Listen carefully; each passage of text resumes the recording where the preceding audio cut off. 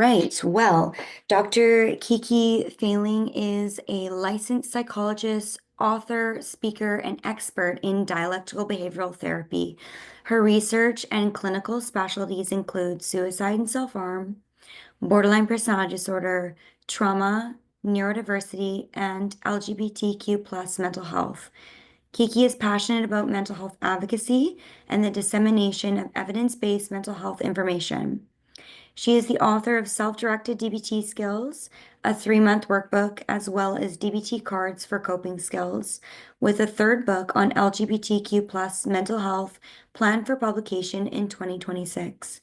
Kiki also writes articles for Psychology Today and other online publications, consults for the suicide prevention nonprofit Now Matters Now, and regularly shares about DBT with over 70,000 followers on social media at DBT Kiki. That's Kiki.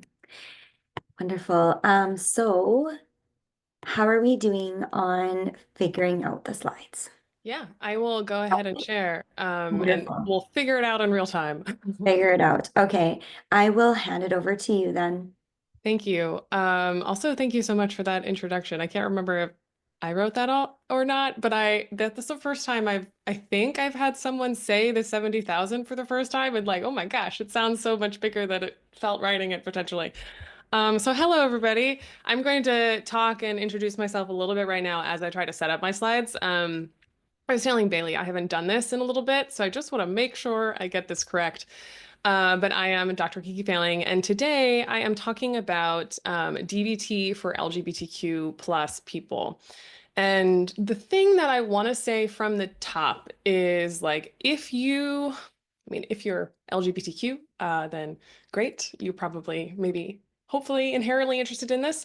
If you are not, or you don't, if you're a clinician and you don't work with many queer folks, although I doubt that, but if you are not queer yourself, I still think today's talk will be helpful for you in some way. I hope to talk about why DBT, dialectical behavior therapy, is a good fit for queer folks and the type of mental issues that queer folks deal with. And there's a lot of overlap between those types of issues, and what makes DBT a good fit and what makes it a good fit for folks who struggle with BPD. And then obviously, of course, there actually is an overlap between queerness and BPD in the sense of a lot of folks with BPD are queer, and vice versa, of course. So hopefully this will still be useful for you understanding yourself or DBT and these types of mental health skills, even if you're not a part of the LGBTQ community. All right, let's see if we can do this. Okay, so it looks like it worked. You can see my slides and not anything else, it looks like. So I'm like sharing my screen appropriately. Yay. Okay. Um, Beautiful. So great.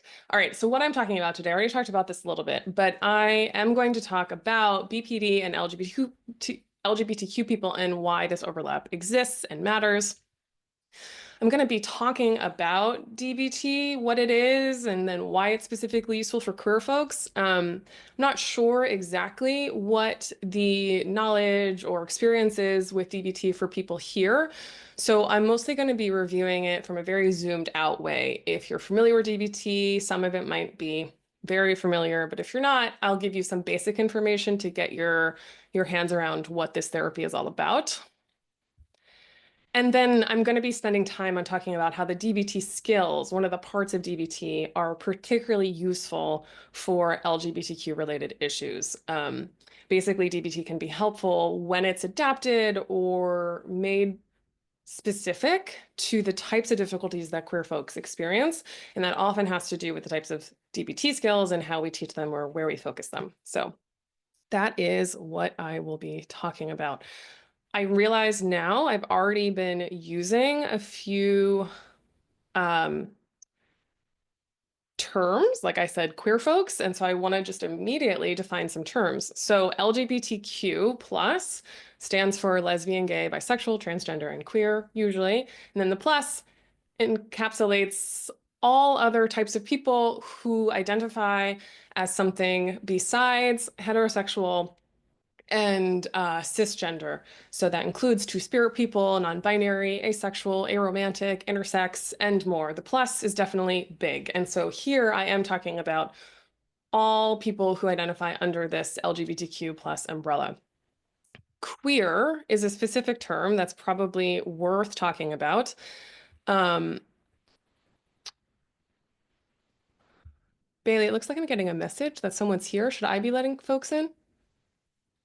But queer is a term that I want to kind of just recognize that not everyone likes this term, or people have complicated feelings about this term.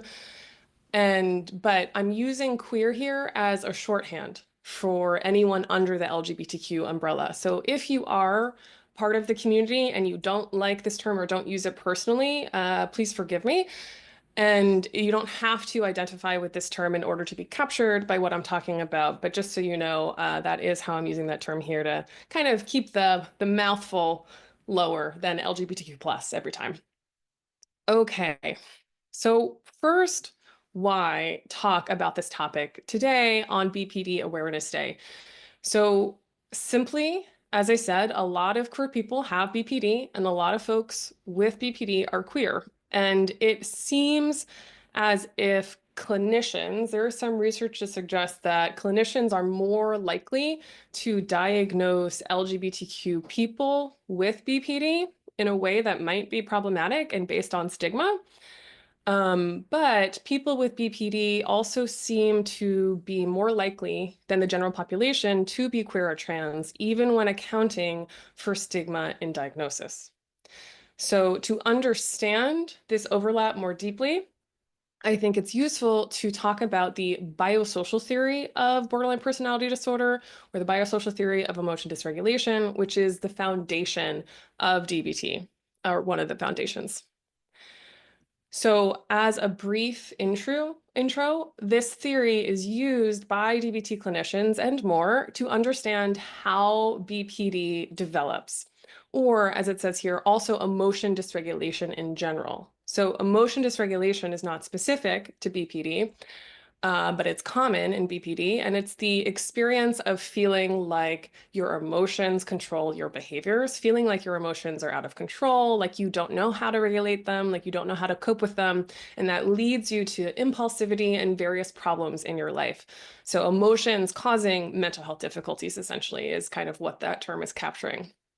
And the biosocial theory is our way of trying to understand, why do some people come to develop emotion dysregulation and other people don't? So to start with this theory, let's start with the first part, which is the bio part of the biosocial theory. So this refers to biology specifically. Research suggests that some people may be more naturally, biologically, emotionally vulnerable than others. And in this theory, we think about emotional vulnerability as having three different parts. So you may have all three of these experiences, or you might just have one or two. But biologically emotionally vulnerable people are more likely to feel things intensely. So feel things more intensely than most other people. Like when they feel something, they feel it at a 100 out of 100. For some people, this might feel like they have intense emotions for all emotions, or it might be more limited to certain emotions. Like, so for example, some people, it seems as if there might be a genetic predisposition to feeling shame really strongly. So it's potential like whenever you feel shame, you feel it 100 out of 100, or maybe you struggle with anger or anxiety in that way. Just feeling emotions a lot when you feel them. There is also emotional sensitivity. So this is when you feel something, oh no, excuse me. This is you're more likely to feel something at all than other people, it seems. So you're more easily triggered or um, thrown into an emotion. Things that don't seem to bother other people bother you. It can feel like you're just much more sensitive, like your skin, your emotional skin is very thin or something like that. So the third part of biological emotional vulnerability is emotional duration. Sometimes we also call this slow return to baseline. And this refers to like when you feel something, you feel it for longer periods of time.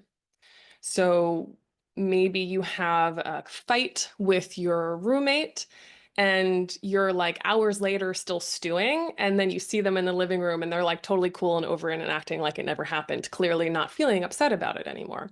So there can feel like this disconnect between like the amount of time you feel your emotions is more than other people.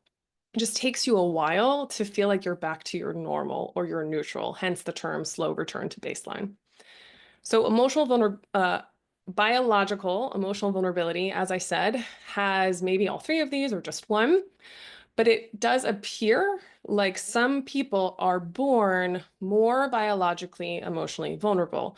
So we don't know exactly whether it's genes or our hormones in utero or our brains, but there are some people who also become more biologically emotionally vulnerable because of, for example, maybe experiencing concussion or other like brain damage, or from going through intensive trauma that impacts the brain on a biological level. On a physical level, whether you're born with it or not, some people are just more emotionally sensitive.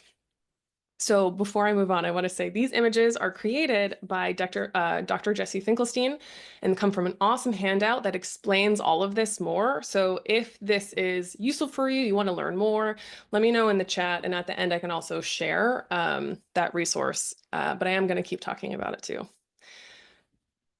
Okay, so before I move on to the second part, one thing I want to point out about biological emotional vulnerability is that this is different than emotional dysregulation. Emotional vulnerability is not inherently a problem. I don't know how many people were around for Laurie's talk earlier today about like the strengths of BPD, and I very, very sadly was not able to attend. But I imagine that one of the things that was talked about is the way that being like a super feeler, being biologically emotionally vulnerable can be a really beneficial thing too. It can feel very overwhelming and it can make people feel out of control or cause a lot of misery, hence the emotion dysregulation, but it can also be a huge strength. So emotionally vulnerable people might feel rage really intensely and at social injustice, and that can lead them towards activism and changing the world for the better. Emotionally vulnerable people also can be very, very empathetic, which can make them excellent friends or great advocates for animals, or just like the best neighbors because they're always going to be there for you because they feel what you're feeling. In general, emotionally vulnerable people can be super passionate and motivated and like ready to do things and change the world in a beautiful way, create art, etc. So emotional vulnerability is not inherently a problem. It becomes a problem when we consider the second part of the biosocial theory, which is the social part. And this refers to the environment and specifically refers to the experience of being chronically invalidated, particularly in childhood. So, invalidation is the idea that is being told that your internal experiences don't make sense, that they're too much or wrong or crazy in some way. And so when people grow up in an environment that consistently invalidates them, telling them that their emotions are too much, that they're too much, that they're kind of way too upset about things they shouldn't be upset about. And then also maybe through abuse or trauma, more extreme forms of invalidation. This is all part of a coloring of chronic invalidation that makes up this social part of the biosocial theory. This can also happen, so beyond just the most intense, like abuse and neglect forms of chronic invalidation, it can also be just a mismatch between the caregiver and the person who's emotionally sensitive, that the caregiver who's maybe not as sensitive doesn't know how to help the sensitive child cope with their emotions. Or maybe even if they are sensitive themselves, they haven't been taught how to deal with their emotions. So they lead on like inherited stories about suppressing emotions being the best, etc. So this kind of thing can be passed down in generations too. When we think about how the social part relates to the model, we want to think specifically about the transaction between these two things. So, as I said, you have an emotionally sensitive child, and that emotional sensitivity is not a problem. But then when it shows up, when that child lives in an environment that chronically invalidates them, the child may learn to judge their own emotions or may not understand their emotions because the people around them don't understand their emotions. That can lead to a lot of different types of difficulties of like self-invalidating to suppress and not cause a problem for caregivers, or holding things in until you feel like you can't anymore and you explode. In like some kind of emotional behavior. It all makes sense within this relationship, but then that over time is what can lead to emotional dysregulation. So why does this theory, why do I just spend so much time talking about this? Because what we know at this point is that for queer people, discrimination is a form of chronic invalidation. When we think about queerness, it's often internal experiences of gender and sexuality. And so if you live in an environment that is telling you that those internal experiences of yours, not only emotions, but your gender and your sexuality are wrong, bad, immoral, crazy, you might have the same type of experience of doubting yourself and hiding yourself and feeling shame, kind of like with the chronic invalidations of intense emotions. So queer people face a specific type of chronic invalidation called minority stress. This includes discrimination, being actively discriminated against by others. This includes anticipated discrimination. So if you are discriminated against or you hear about other queer people being discriminated against, you are likely to start fearing discrimination, and you might get caught in anxiety about what's going to happen and whether you are going to be discriminated against. There's also internalized stigma. So of various sorts, of various anti-LGBTQ stigma. If you hear a negative message about yourself or your gender or sexuality enough, you might start believing it yourself. Even if you don't consciously believe it, it might still impact your behavior and cause shame, and this internalized stigma for self-invalidation. Basically, there are other minority stressors too, specific versions for certain subpopulations of the LGBT community, but based on all of them are based on this idea of invalidation of gender and sexuality. And because these are inherent parts of being human, they're part of your wise mind, essentially, if you're familiar with that term from DBT, that this can cause similar difficulties. And so there's research that shows us that for queer people, this type of discrimination can be part of what can lead to emotional dysregulation.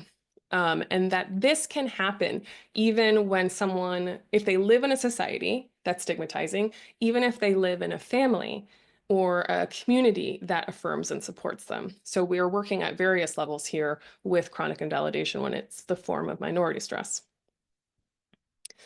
The interesting thing, to me at least, is that research is starting to show us that for queer people, just discrimination, minority stress helps contribute to BPD because of that chronic invalidation.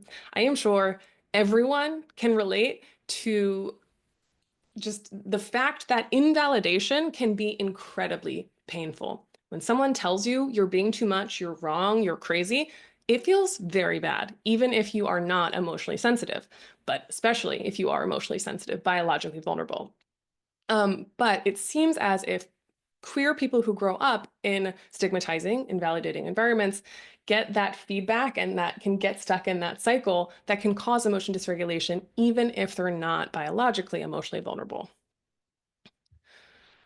So, as I said, we know this from lots of research of hundreds of studies looking at minority stress in queer people, that those stressors directly contribute to depression, anxiety, substance use issues, self-harm, and all sorts of other mental health struggles.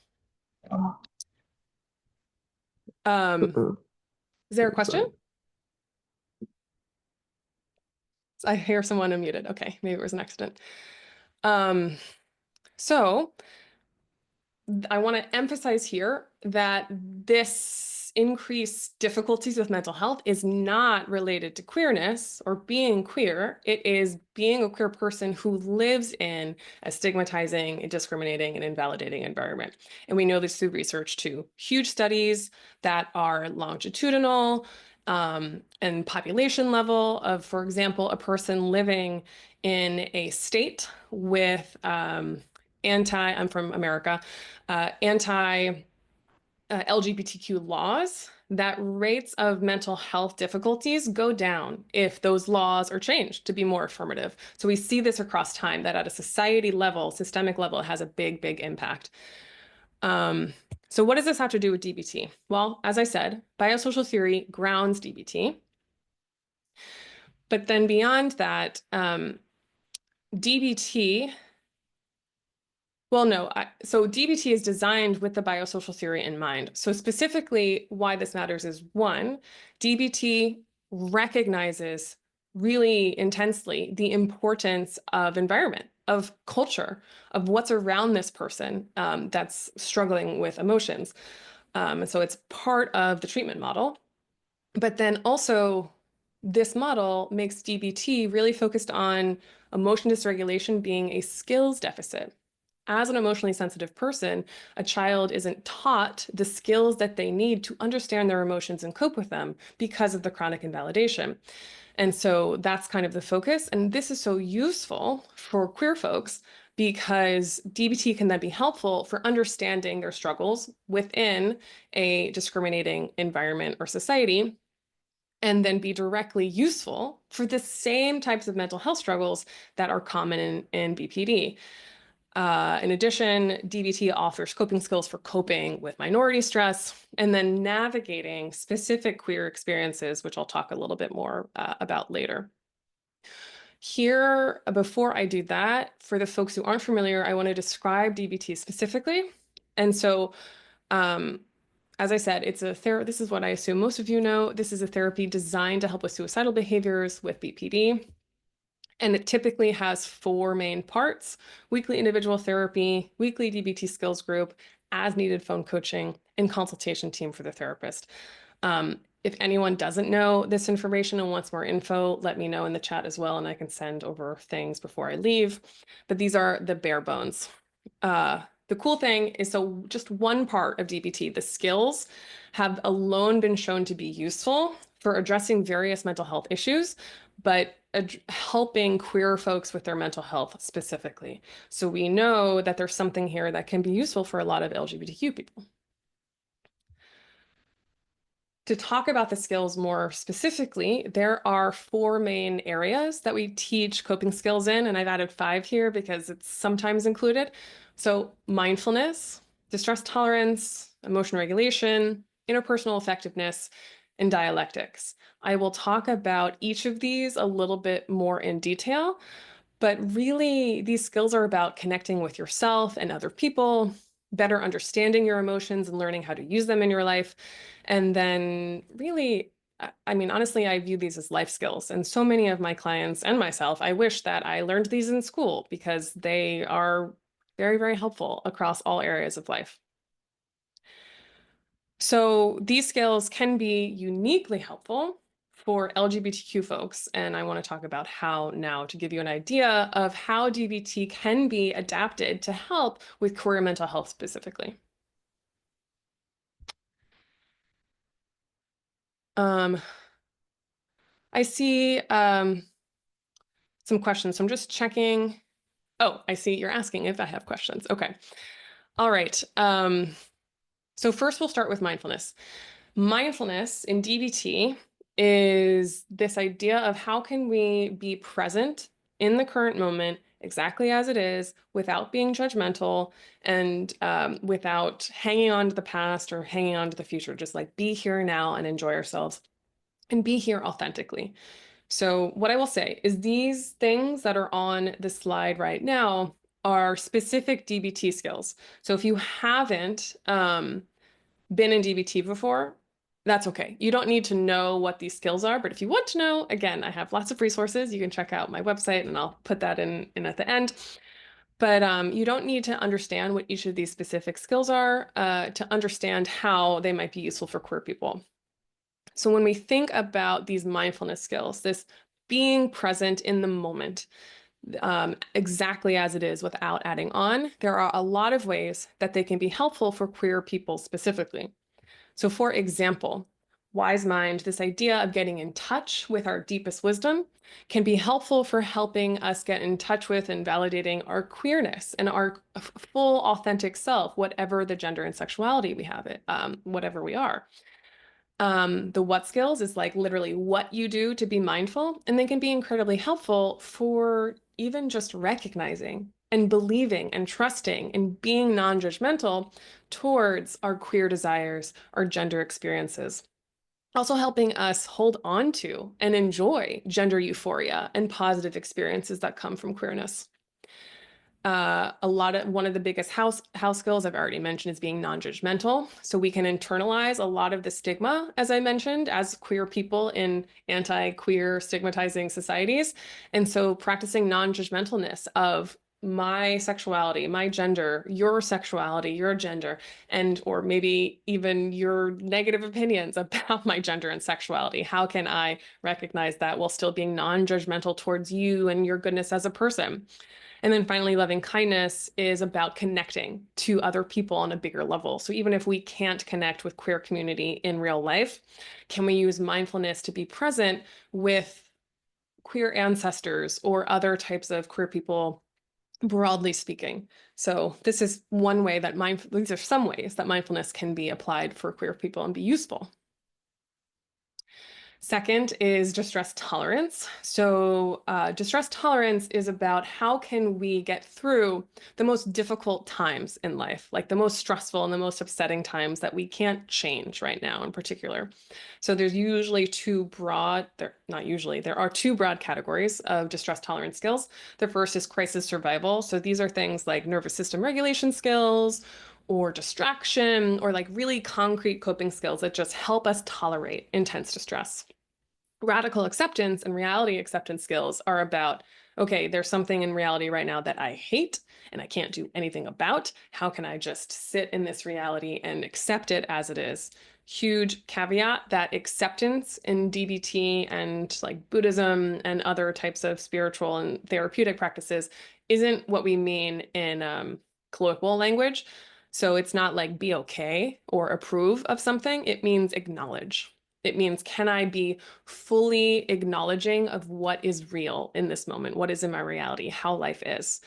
So when we think about these skills and how they can be applied to queer people, maybe it's obvious, but these skills can be incredibly helpful for coping with overwhelm from minority stress, for regulating your nervous system in a stressful world.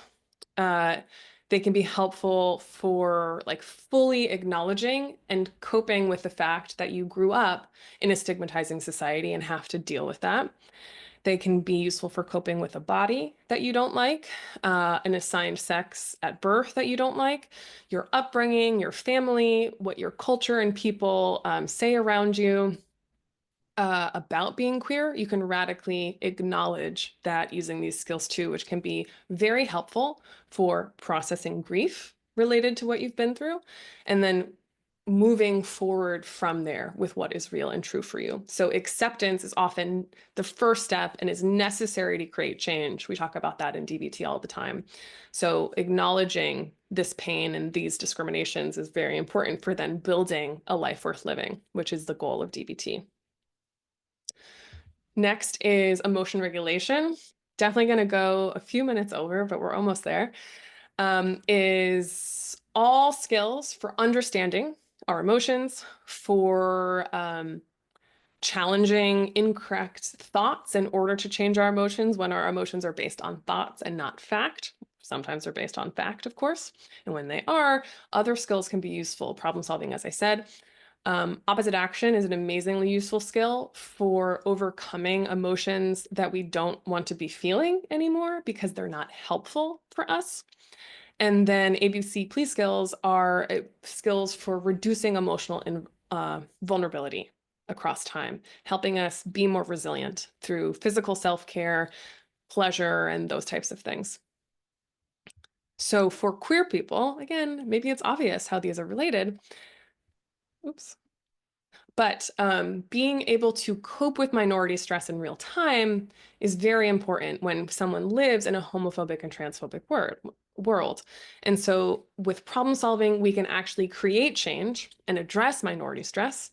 We can get involved in queer activism. That is a form of problem solving that can be very meaningful and helpful. And so it's a DBT skill at the same time.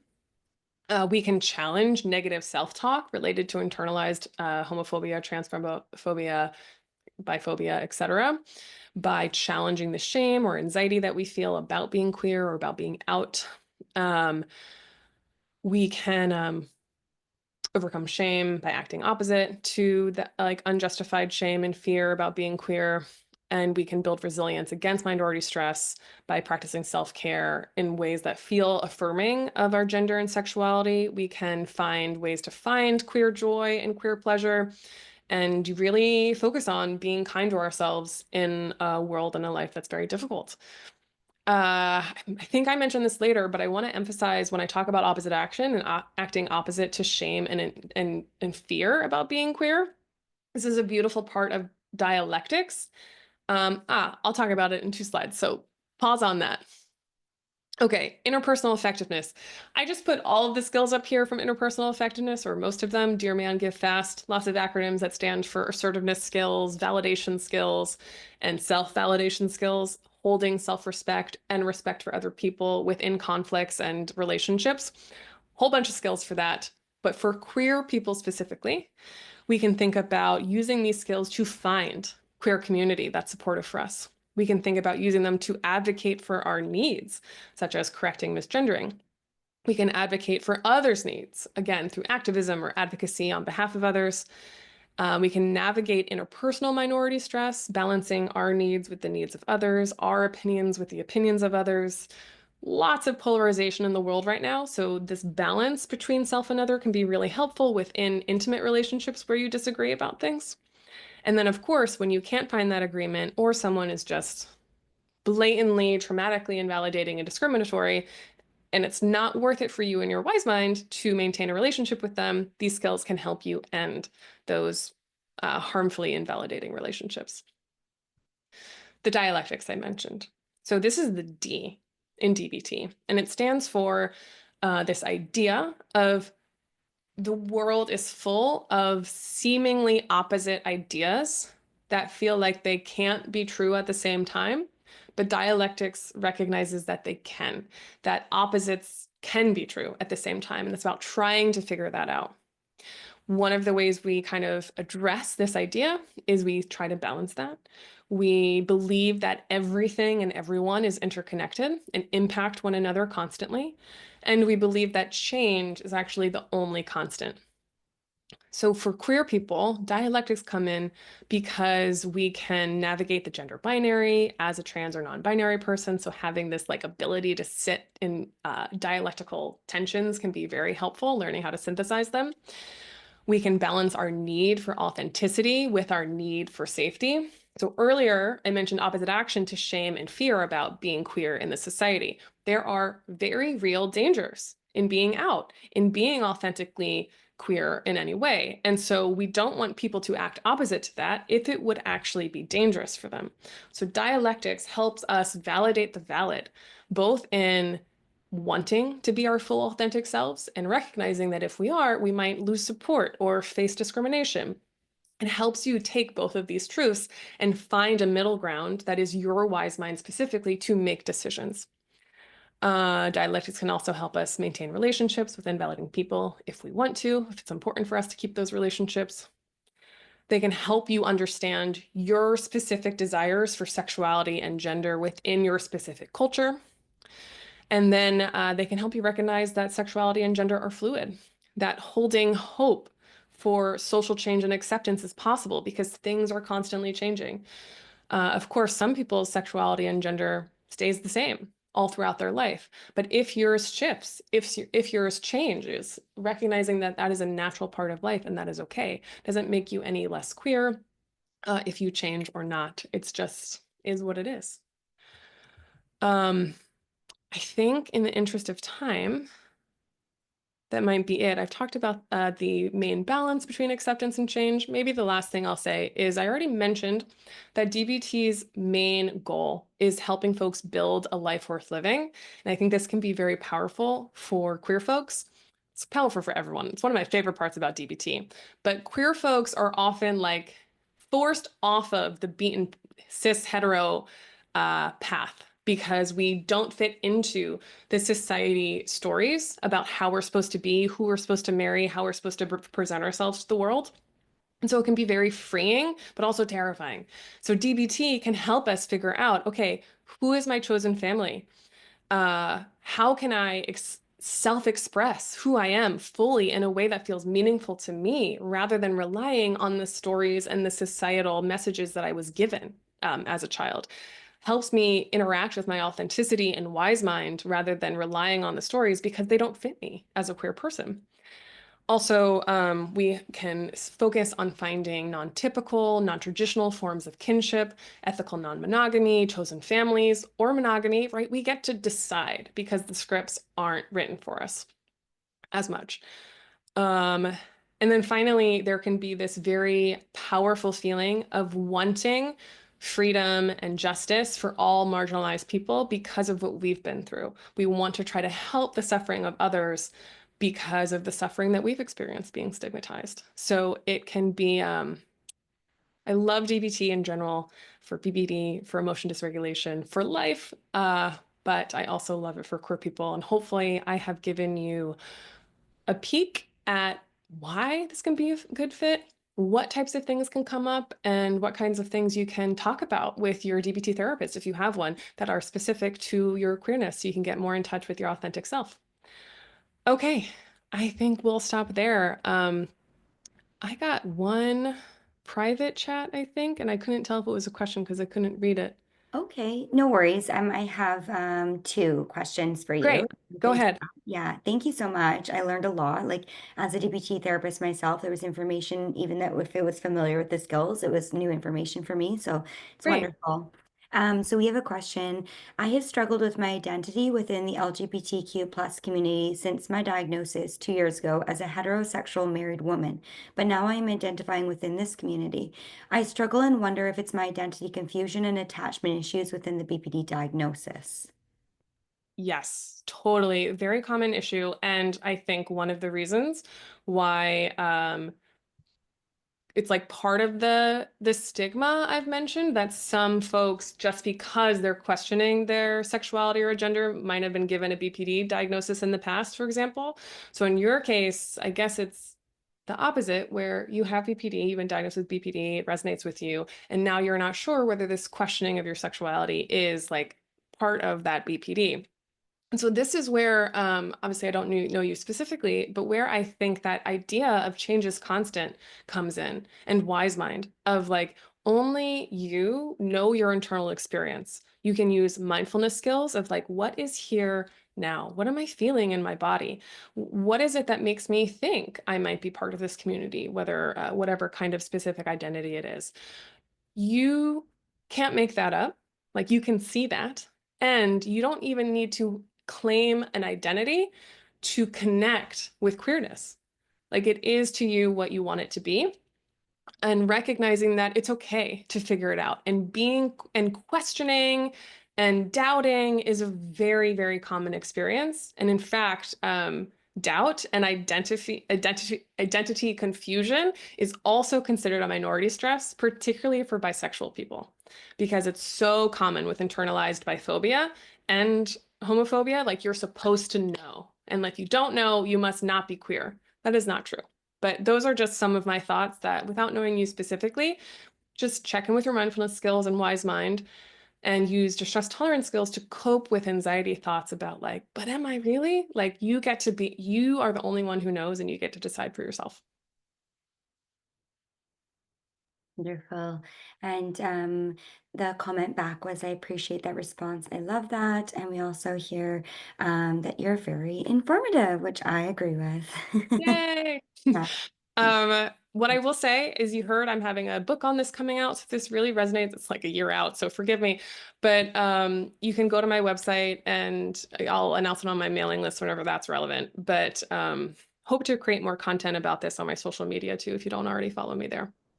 Great. Yeah. And we just have one quick question here. Given the black and white thinking of BPD as well as stereotypical heteronormative ideologies, can you explore how it is that individuals with BPD tend to be so accepting and welcoming of the LGBTQIAI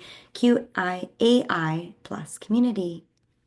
What a wonderful question. Can I explain it? No, I can like guess. Huh. One of the things that comes to mind for me is, huh. First of all, there are definitely folks with BPD out there who are judgmental of queer folks, right? So those people exist too. But something that comes to mind is maybe what I said about the last point I made about building a life worth living, that a lot of queer folks go into trying to reduce suffering for others because of the suffering they've gone through.